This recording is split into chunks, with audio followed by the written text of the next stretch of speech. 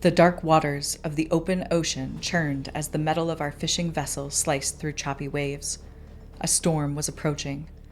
Lightning flashed, highlighting the undulating crests and valleys of vast nothingness before dying out and plunging our vessel back into the shadow of night. Our engine had failed just 4 hours prior, and though the mechanic had got it running once more, we were severely limited in speed.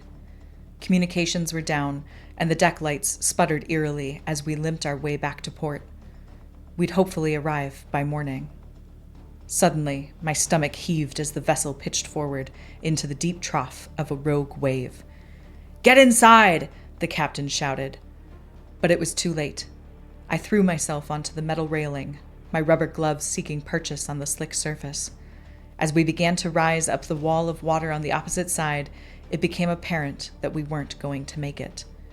The water curved forwards under the weight of its own gravity and wrapped itself around our vessel. My feet had no purchase, and my grip was ripped away from the railing, sending me head over heels into the watery abyss below. No last thoughts or wishes ran through my brain. I wasn't leaving anyone behind. Only a faint feeling of sadness that I wished I had more time to explore what this life could have been. I felt as if I had left something unfinished. A brilliant flash, like the lightning just a few moments ago, played across the backs of my eyelids. My eyes snapped open and fought against the sting of salt water. There was a faint, glowing orb floating below me. It flashed again. Sunlight?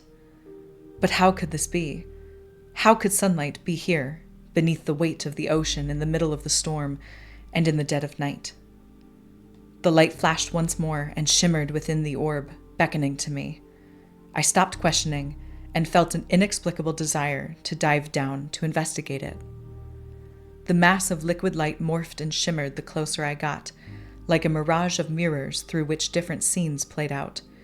My lungs began to burn from the lack of oxygen, and just as the orb shifted its image to that of a blurry but bright shoreline, my fingers reached out.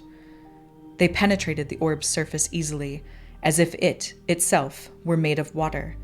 But as soon as the first fingertip passed through, I felt a tug. The orb grabbed me, for lack of a better phrase, and pulled my body forward. Instantly, I realized it wasn't an orb at all. It was a wormhole.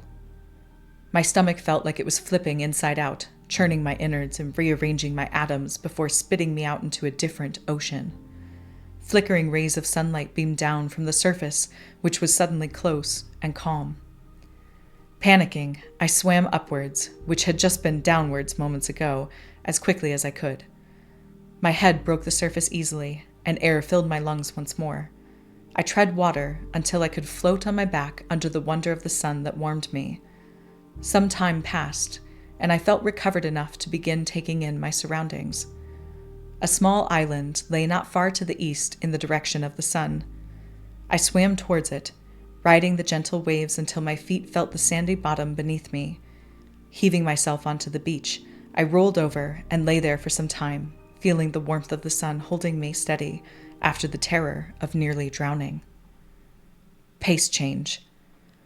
The rest of the dream was digested not as a movie-like scene, but as a series of flashes combined with a deep sense of knowing.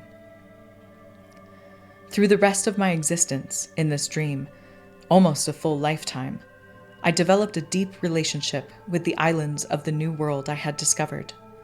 I met the people that lived on those islands and became as close as family. I would often dive into the ocean if I saw a ball of light and learned how to navigate these watery portals with relative ease as the years wore on.